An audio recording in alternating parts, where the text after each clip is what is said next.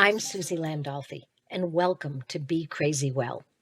Now, why would a therapist say that? Because we all have mental health struggles, even therapists.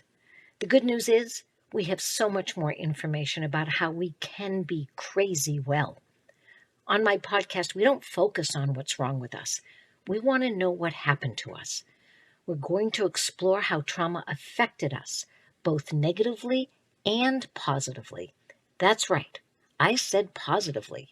It's called post-traumatic growth, and it's a real thing. Be Crazy Well will share mental health wellness practices, the newest mental health research, and most importantly, how we all get to create the person we deserve to be and the life we deserve to live. So join the mental health evolution and be crazy well. Add to stream. Oh, there I am. Oh my God.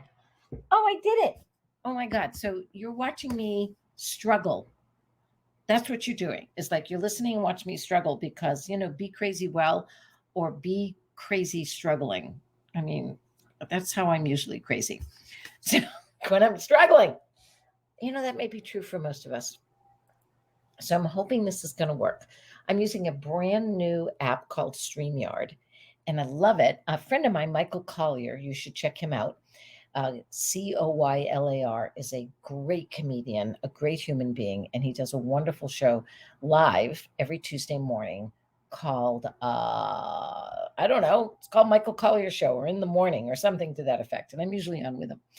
So I'm doing something really crazy now, because if you're going to talk about be crazy well, can't even talk. I'm so tired. I'm going to turn my camera around and I'm going to take you on a tour.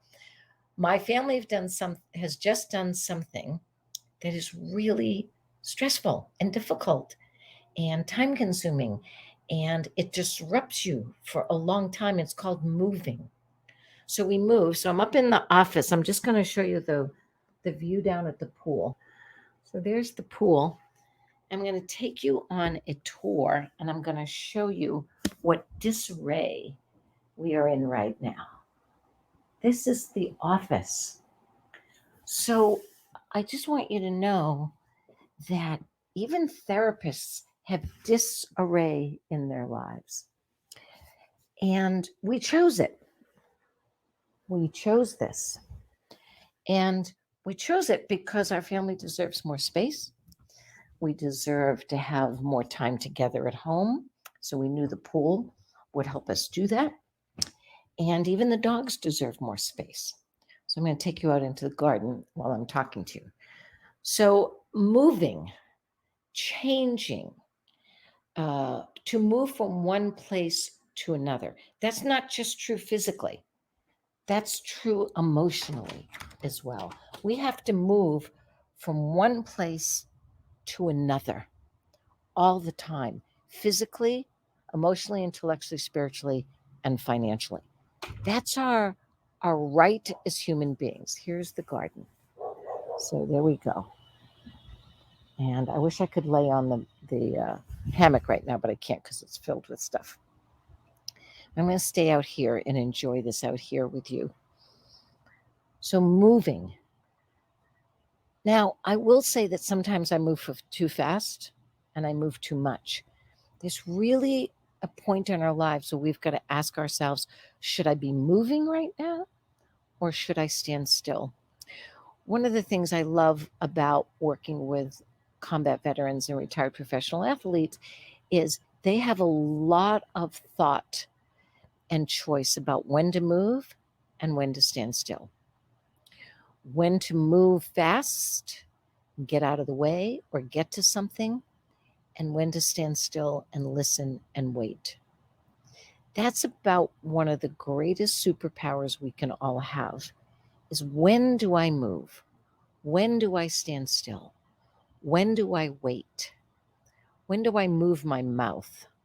And when do I keep it quiet?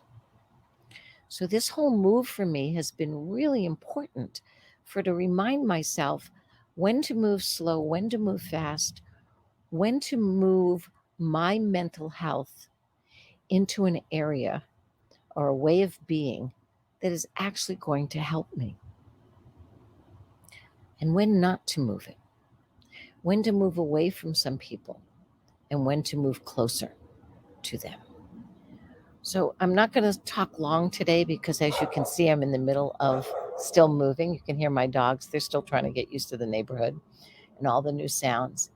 I wanted to share with you this idea of moving and standing still, moving and waiting, moving fast, moving slow, moving towards, moving away.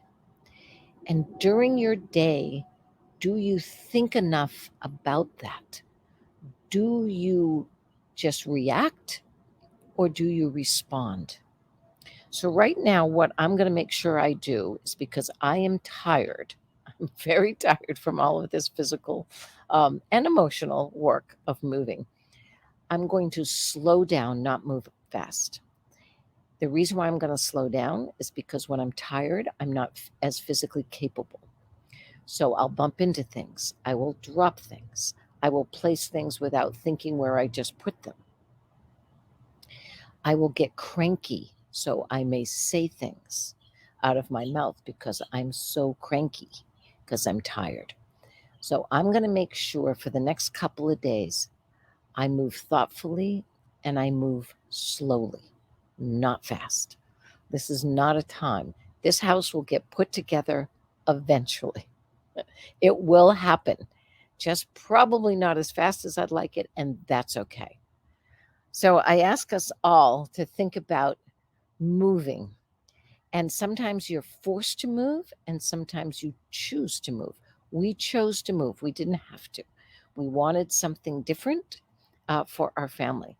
So we put ourselves in this stressful situation, and therefore we'll deal with it. And we also know that some of this stress is for the good.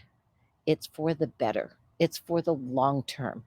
So there's no need to have to go very fast with this. I'm going to show you the view of the mountains over here in California. I'm just sort of west of Los Angeles, a little bit northwest near the ocean. So I'm going to turn the camera around and then I'm going to say goodbye. This is a short one today. Just wanted to check in with everybody and leave you with these ideas of when to move and when to stand still. I hope you have a great rest of your week. Be crazy well. And here's the view.